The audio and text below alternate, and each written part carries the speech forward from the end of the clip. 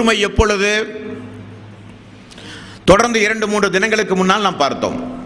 பொறுமை என்பது ஒரு சோதனை ஏற்படுகிற ஆரம்ப நேரத்தில் ரசூலுல்லாஹி ஸல்லல்லாஹு அலைஹி வஸல்லம் அவர்கள் சொன்னார்கள்.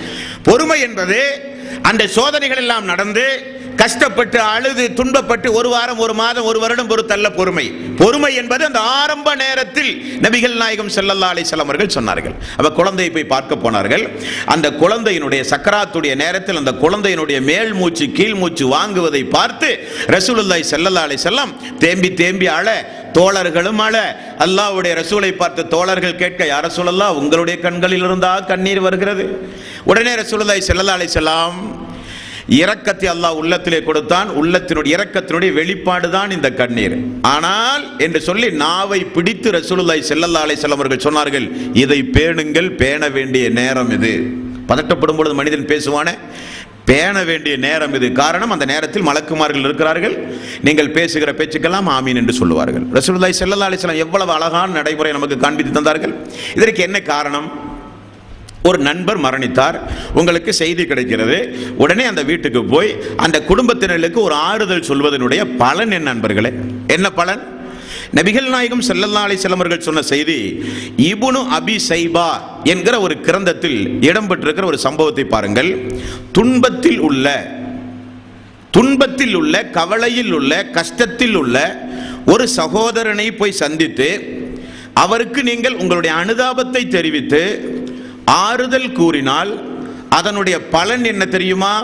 சொர்க்கத்தில் எல்லோரும் பொறாமைப்படுகிற அளவுக்கு ஒரு மிகச்சிறந்த ஒரு ஆடையை அல்லாஹு தஆலா உங்களுக்கு வழங்குவான். ரசூலுல்லாஹி ஸல்லல்லாஹு அலைஹி வஸல்லம் அவர்கள் கூறினார்கள், ஒருவர் கஷ்டப்படும் பொழுது, துன்பப்படும் பொழுது, கவலைக்கு உள்ளாகி இருக்கும் பொழுது அதை நினைத்து சந்தோஷப்படுகிறவன் மூமின் அல்ல. மென்மேலும் அவருக்கு கவலை உண்டாக்குகிற வார்த்தை பிரயோகத்தை பயன்படுத்துகிறவன் மூமின் அல்ல. அவருடைய கவலையை போய் மென்மேலும் ஊர் ஊரா போய் சொல்லி மேலும் அவரை கவலைக்கு உள்ளாக்குபவன் மூமின் அல்ல. அவர் கவலை அடைந்தார் என்று தெரிந்தவுடன் ஒரு மூமினுடைய உடலை போன்றவர் இன்னொரு மூமின். அவருடைய கவலை நம்மை பாதிக்க வேண்டும், அவருடைய வேதனை நம்மை மனவேதனைக்கு ஆளாக்கப்பட வேண்டும். நம்முடைய சகோதரர் எவ்வளவு கஷ்டப்படுகிறார், ஓடி போய் 4 நல்ல வார்த்தை சமாதானமாக சொல்லி, மறுமையை சொல்லி, சொர்க்கத்தை சொல்லி, உலக நாட்டு நடப்புகளை சொல்லி, இப்படி அந்த சகோதரரை அவர் துன்பப்படும் பொழுது, கஷ்டப்படும் பொழுது உடனிருந்து ஆறுதல் சொல்லும் பொழுது சொர்க்கவாசிகள் எல்லாம் பார்த்து, இது என்ன வித்தியாசமான ஆடை, இந்த இவ்வளவு பெரிய கண்ணை கவருகின்ற இவ்வளவு அருமையான ஆடை அல்லாஹு தஆலா இவருக்கு கொடுத்திருக்கிறானே என்று பொறாமை கொள்கிற அளவுக்கு அல்லாஹு தஆலா ஆடை அலங்கரித்து அந்த தோழரை பெருமைப்படுத்துவான் என்று நபிகள் நாயகம் ஸல்லல்லாஹு அலைஹி வஸல்லம் அவர்கள் கூறினார்கள். முதலாவதாக தெரிந்து கொள்ள வேண்டியது, மரணப்பட்ட வீட்டிற்கு சென்று நல்ல 4 ஆறுதல் வார்த்தை கூறுவது நமக்கு சிறந்த ஒரு நபி வழியாக இருக்கிறது. அதை நம்முடைய வாழ்வில் நாம் நடைமுறைப்படுத்த வேண்டும். இது இன்றைய தினம் தெரிந்து கொள்ள வேண்டிய முதல் விஷயம். இரண்டாவது, நபிகள் நாயகம் ஸல்லல்லாஹு அலைஹி வஸல்லம் அவர்கள் கூறிய செய்தி முஸ்லிம் என்கிற நபிமொழி தொகுப்பில் 100வது நபிமொழியாக இடம்பெற்றிருக்கிறது. இந்த நபிமொழியை பாருங்கள். அல்லாஹ்வுடைய ரசூல் யாராவது வீட்டில் இறந்து போனால் துக்கத்தை வெளிப்படுத்த அழுவதற்கு ரசூலுல்லாஹி ஸல்லல்லாஹு அலைஹி வஸல்லம் அனுமதி கொடுத்திருக்கிறார்கள். அதே நேரத்தில் அழுகிறோம் என்கிற பெயரில் ஒப்பாரி வைத்து அழுவதோ, மடத்தனமான வார்த்தைகளை சொல்லி அழுவதோ, தன்னுடைய ஆடைகளை கிழித்து கொண்டு அழுவதோ, முகத்தை கீறிக்கொண்டு துக்கத்தை வெளிப்படுத்தவோ, தலைவிரி கோலத்தோடு இருந்து துக்கத்தை நாம் மக்கள் மத்தியிலே காண்பிக்கவோ செய்தல் இஸ்லாமிய மார்க்கத்தில் தடை செய்யப்பட்டது. சாதாரணமான தடை அல்ல. அல்லாஹ்வுடைய ரசூல் பயன்படுத்துகிற வாசகத்தை கேளுங்கள் நண்பர்களே. இறை மறுப்பில் தள்ளும் 2 காரியங்கள் இஸ்லாத்திற்கு வந்த பிறகும் மக்களிடத்திலே உண்டு. இறை நிராகரிப்புக்கே அது உங்களை தள்ளிவிடுமாம். அது என்ன காரியமாம்? யாராவது உங்களிடத்திலே சண்டைக்கு வந்தால், குறும்புத்தனங்களிலே ஈடுபட்டால், அவர்களுடைய குலத்தை, அவர்களுடைய குடும்பத்தாரை இழுத்து வைத்து பேசுவது. சம்பந்தப்பட்ட அவர் உங்களிடத்தில் வம்பு தும்புகளுக்கு வந்தால் அதிகபட்சம் அவரை பேசலாம். அவருடைய தாய், அவருடைய தந்தை, அவருடைய குடும்பம், அவருடைய குலம், கோத்திரம், இவர்களையெல்லாம் வைத்து பேசுவது, இது உங்களை இறை மறுப்பில், இறை நிராகரிப்பில் கொண்டு போய்விடும்.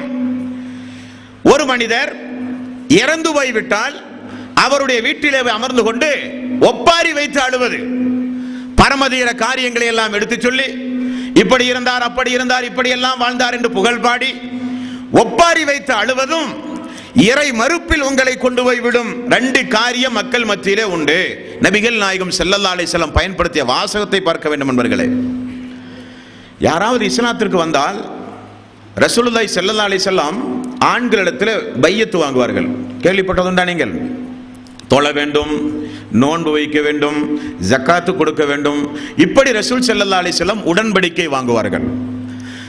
மக்காவிலிருந்து யாராவது மதீனாவுக்கு வந்து இஸ்லாத்தை தழுவுவார்களாக இருந்தால் உடன்படிக்கையில் ரசூல் ஸல்லல்லாஹு அலைஹி வஸல்லம் ஒன்றை கூட்டுவார்கள். என்ன கூட்டுவார்கள்? தொழ வேண்டும், நோன்பு வைக்க வேண்டும், ஜக்காத்து கொடுக்க வேண்டும், விபச்சாரம் கூடாது, மதுபானம் கூடாது. அந்த வரிசையில் குழந்தைகளை கொல்வது கூடாது. காரணம், மக்காவாசிகளிடத்தில் அந்த பழக்கம் இருந்தது. இதை ரசூல் ஸல்லல்லாஹு அலைஹி வஸல்லம் உடன்படிக்கை வாங்கும் பொழுது மக்காவாசிகளிடத்தில் மட்டும் பிரத்யேகமாக வாங்குவார்கள். பெண்களிடத்தில் ரசூல் ஸல்லல்லாஹு அலைஹி வஸல்லம் உடன்படிக்கை வாங்கும் பொழுது அல்லாஹ்வுடைய ரசூல் என்ன சொல்லி வாங்கி இருக்கிறார்கள் என்பதை அபூதாவுதினுடைய 2724வது நபிமொழியிலே நீங்கள் பார்க்கலாம். நபிகள் நாயகம் ஸல்லல்லாஹு அலைஹி வஸல்லம் பெண்களாகிய எங்களிடத்தில் இந்த உடன்படிக்கையை நீங்கள் மீறவே கூடாது என்று சொல்லி எங்களிடத்தில் அல்லாஹ்வுடைய ரசூல் வாங்கிய உடன்படிக்கை. என்ன உடன்படிக்கை? உங்களுக்கு துக்கம் ஏற்படும் பொழுது நீங்கள் முகத்தில் அறையக்கூடாது. உங்களுடைய முகத்திலேயே நீங்க அடிச்சுக்கிறது கூடாது.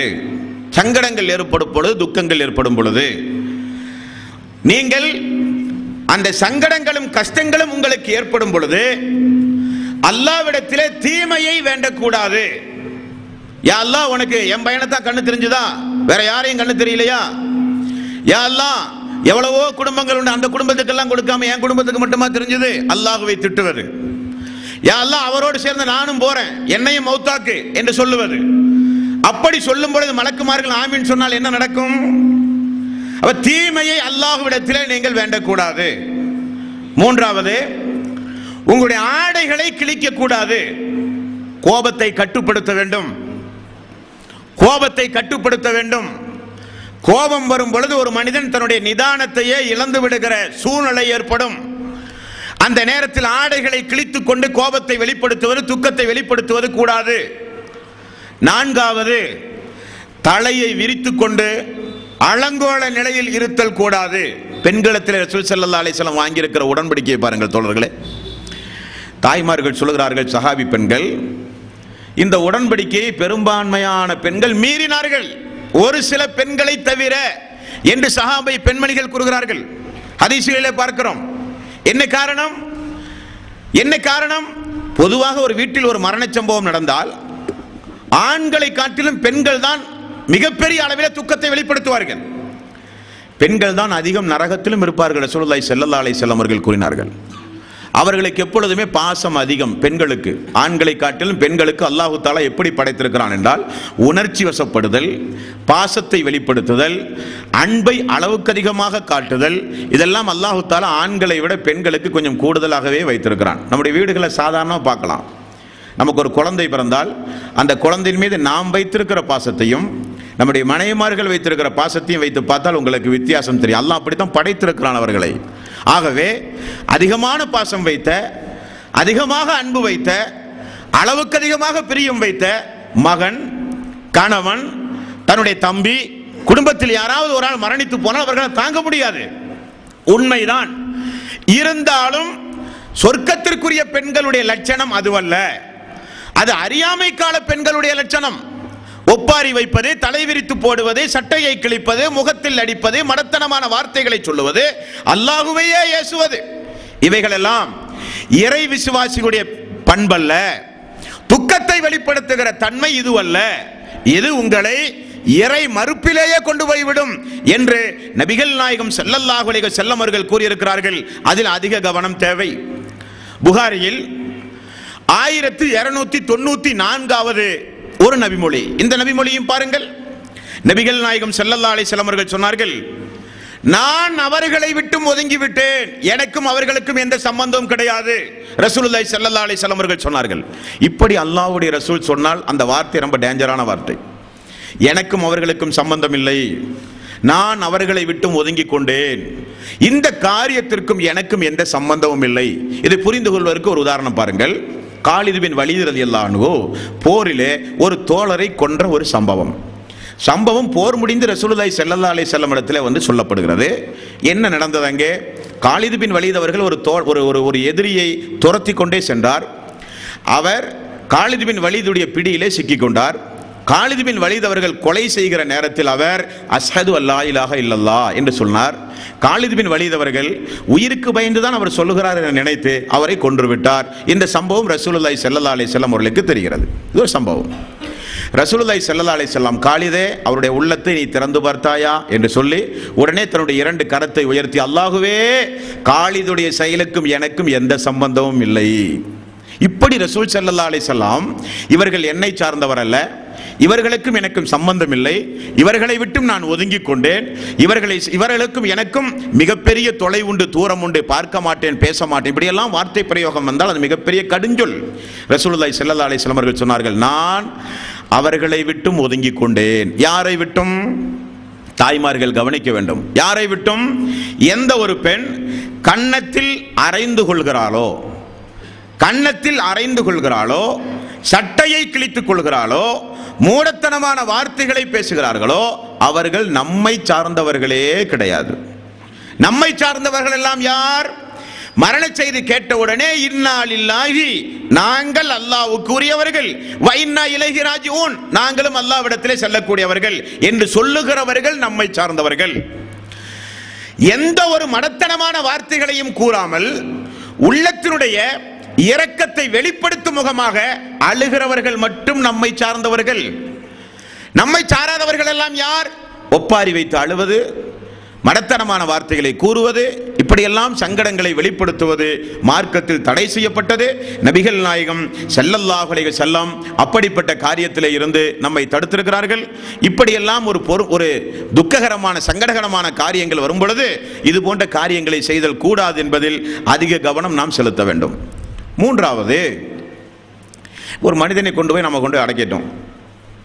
அடக்கிய உடனே அவருடைய குடும்பத்தினுடைய வாரிசுகள், நல்ல வார்த்தையை கவனிக்கணும், சொத்து யாருக்கெல்லாம் உரிமையாக நான் இறந்தால் என்னுடைய சொத்து யாருக்கெல்லாம் பங்கிட்டு கொடுக்கிற சொத்துரிமை சட்டத்தின் கீழ் வாரிசுகளாக இருக்கிறார்களோ அவர்கள் மட்டும் இறந்து கபரில் கொண்டு போய் அடக்கிய பிறகு இவர்கள் வெளியிலிருந்து ஒரு சில நன்மைகளை செய்தால் அது அவருக்கு போய் சேரும் என்று ரசூலுல்லாஹி ஸல்லல்லாஹு அலைஹி வஸல்லம் அவர்கள் கூறியிருக்கிறார்கள். அது என்ன என்பதை இப்பொழுது நாம் பார்க்க இருக்கிறோம். சகோதரர்களே, சகோதரிகளே, இஸ்லாத்தில் மிக முக்கியமான ஒரு கடமை உண்டு. என்ன கடமைன்னு பார்த்தீங்கன்னா, அல்லாஹ் தஆலா நம்மை படைத்திருக்கிறான், நமக்கு வேதத்தை தந்தான், தூதர்களை அனுப்பினான், ஹராம் ஹலால்களை தெளிவாகவே அறிவித்து அதை பின்பற்றி நடங்கள் என்று சொன்னான். கடமையாக்கப்பட்ட இபாதத்துகளை கண்டிப்பாக பேண வேண்டும் என்றான். உபரியான வணக்க வழிபாடுகளை அல்லாஹுவை நெருங்க நீங்கள் விரும்பினால் செய்யலாம் என்றான்.